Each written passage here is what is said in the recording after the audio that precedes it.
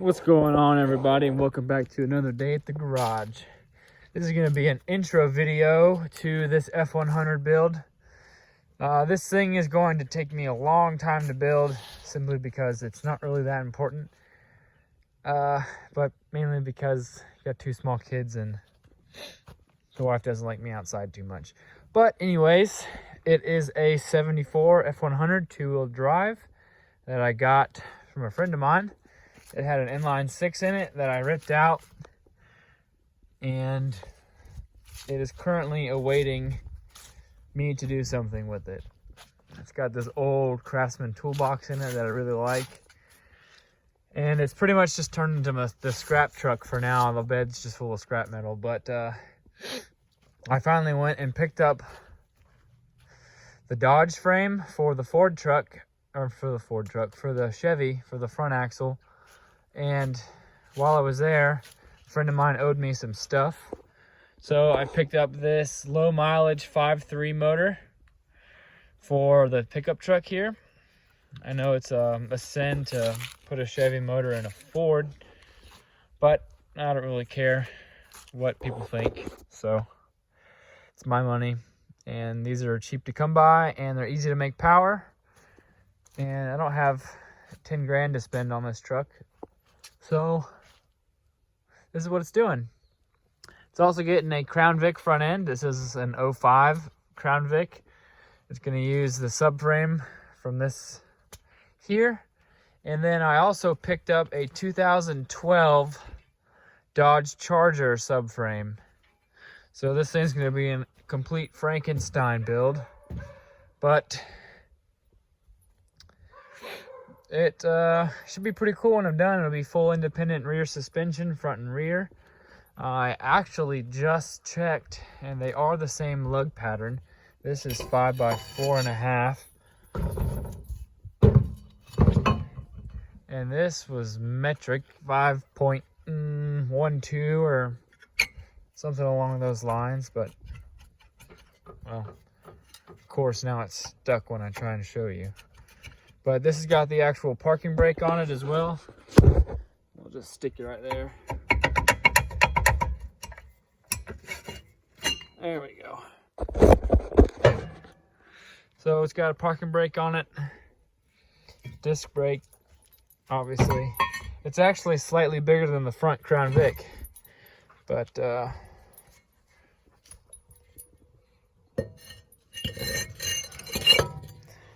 they appear to be the same hub size, and the lug nuts go right in, so that'll be awesome. I'll be able to have the same wheel front and rear without having to get some sort of spacer or adapter or something along those lines. And I believe, from what I remember measuring, this was 67 inches from wheel mounting surface to wheel mounting surface. And so is that. So it should fall back into the same spot under the axle as before. The only tricky, this one's going to be pretty difficult though, simply because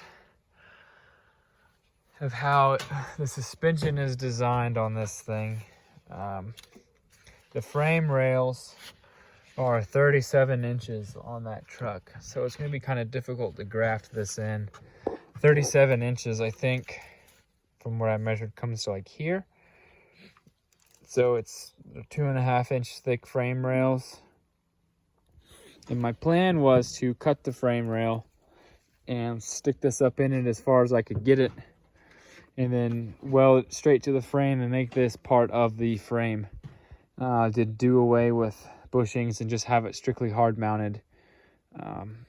Obviously make sure everything is in line and all that fun stuff. But yeah, so yeah, that's the quick update for it. I'll probably start working on this thing before I start working on the crew cab over there, because we're about to go camping, so I don't want to be messing with it. I actually just bought that Suburban too. I I gotta get it painted. Some of the paint's chipped in. I gotta get that front bumper painted and everything else. But it's a 2500 with a 6-liter in it.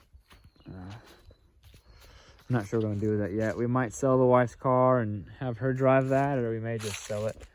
I'm not too sure yet, but it was for a good deal, so I went ahead and snatched it up. But yeah, this axle here is going to be for the Chevy whenever that comes time.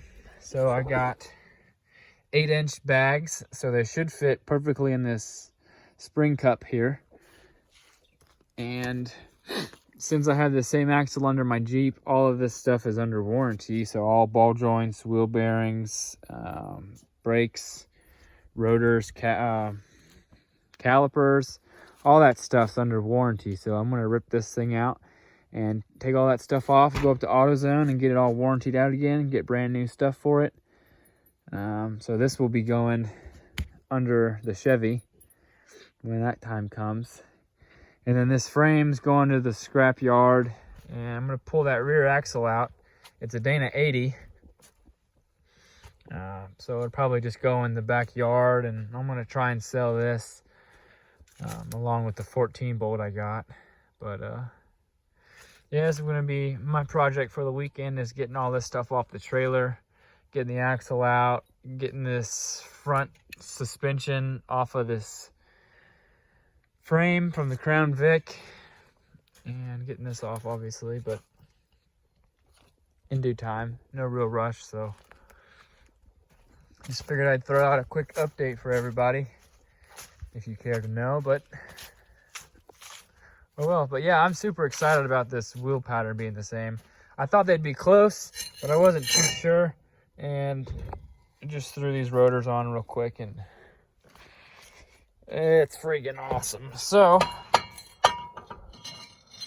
they also sell a big brake kit for the Crown Vics for the front, and I'll probably end up getting that just so I got a nice stopping power, because I do plan on running a Hydro Boost system on this truck, and I do plan on turboing it. I also plan on cutting this long bed down into a short bed, so it's going to be a fun project. It's going to be a nice long video series, so y'all make sure you stick around for that. But that's pretty much all I got for today. Appreciate y'all watching. Hope you have a good one.